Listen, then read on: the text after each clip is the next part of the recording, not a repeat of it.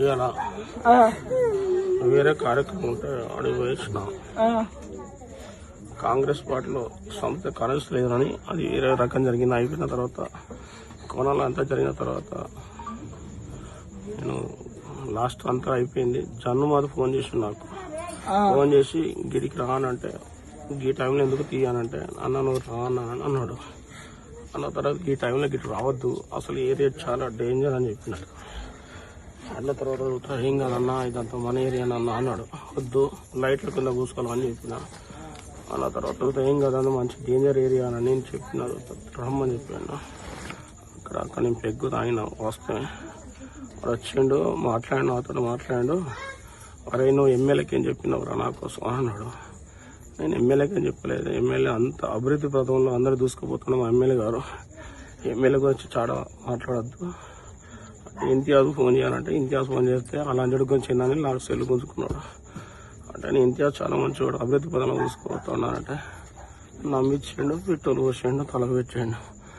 నాకు ఓపిక లేదు. నాకు ఫాతి కుమార్ నేను చచ్చిపోయి అయిపోయింది నా పని.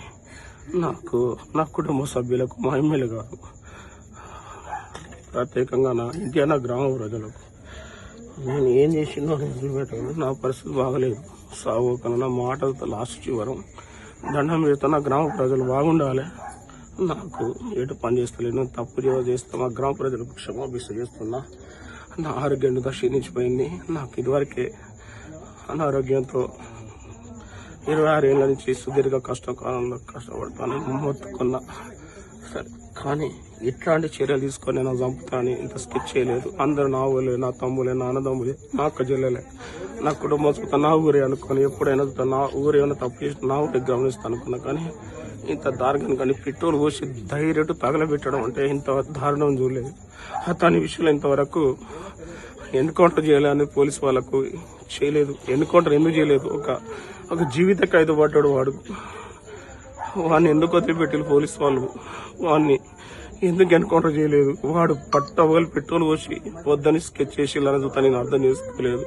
అందరు నా కూటమే, నా స్వభావమే అనుకున్నా కానీ, అందరు నాన్నదమ్ములే అనుకున్నా కానీ ఇలాంటి చర్యలు తీసుకుంటే ఇట్లా పెట్రోల్ పోసి బహిరంగ నన్ను తగలబెట్టడం అంటే ఇది తెలంగాణ ఉద్యమకారుడు ఏదైతే శ్రీకచారి కష్టపడే కార్యకర్త నేను 26 ఏళ్ళ సుదీర్ఘ కాలంలో ఇలా నన్ను అయిపోయింది. నా కుటుంబానికి ప్రత్యేకంగా ప్రభుత్వం ఆదుకొని నా సాగుకు కారణమైన వాడిని తక్షణమే ఎన్కౌంటర్ చేయాలని, వానికి ఉన్న ఎవరు సహకరించిలో వాడిని లిస్టు తీయాలని ప్రత్యేకంగా పోలీస్ సిబ్బందికి, మా ఎమ్మెల్యే గారికి, జిల్లా మా ముఖ్యమంత్రి రేవంత్ రెడ్డి గారికి, ఎందుకంటే నా సావ్య మార్గమైన చివరి దిశలో నేను అనుకున్నా. కానీ ఇంతటి ఘోరం అయితే నేను ఎప్పుడు స్పందించలేదు. నాకు మాట్లాడాల్సిన అవసరం లేదు. దయచేసి నా ఇంటి నా గ్రామ ప్రజలకు విజ్ఞప్తి చేస్తున్నా, మా కాంగ్రెస్ పార్టీకి టీం చేస్తున్నా. ఇలాంటి ప్రభుత్వంలో కాంగ్రెస్ రావాలని మారుకొని ఏం చేస్తుంటే ఇలాంటి కాంగ్రెస్ ప్రభుత్వం ఇట్లా రౌడీ షీటర్ అయిన పతి కుమార్ కానికి డైరెక్ట్ వచ్చి వాడిని ఎన్కౌంటర్ చేయకుండా ఇదివరకే వాడు నా మీద మర్డర్ కేసు చేసిండు. అద్భుత చెప్పుకున్నా. ఇది వాగ్మూలం పరిగణించుకొని రేపటికైనా చనిపోయిన దండం పెట్టడానికి సిపి గారికి నా చేతులు వస్తలేవు. ఇలాంటి ప్రభుత్వం రేపు తక్షణం ఎన్కౌంటర్ చేస్తేనే నా ఆత్మకు శాంతి చేకూరుస్తానని కోరుకుంటానా. నా చివరి అంశం ఆల్రెడీ నాకు అన్ని అవయవాలు కోల్పోయినాయి. నా ఛాతి మీద జూత మొత్తం కాలిపోయినాయి. చెప్పలేని అంశం. నాకు మాట చూత రావడానికి చూత వస్తలేదు. గొంతు మీద చూత పోసిండు వాడు. వాడిని ఎన్కౌంటర్ చేయాలి తక్షణమే. అమ్మా దేవుడా, అమ్మో అమ్మో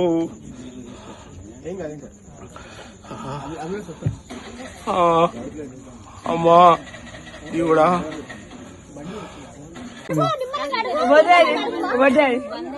daddy Obalu daddy Obalu daddy ఓబలు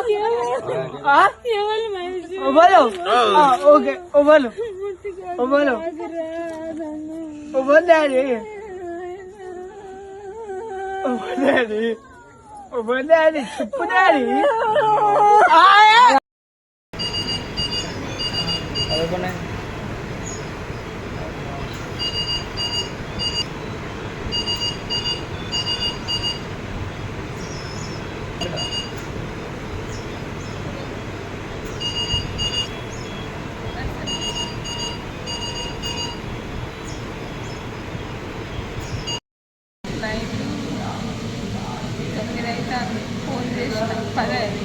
9:30 అవుతుంది.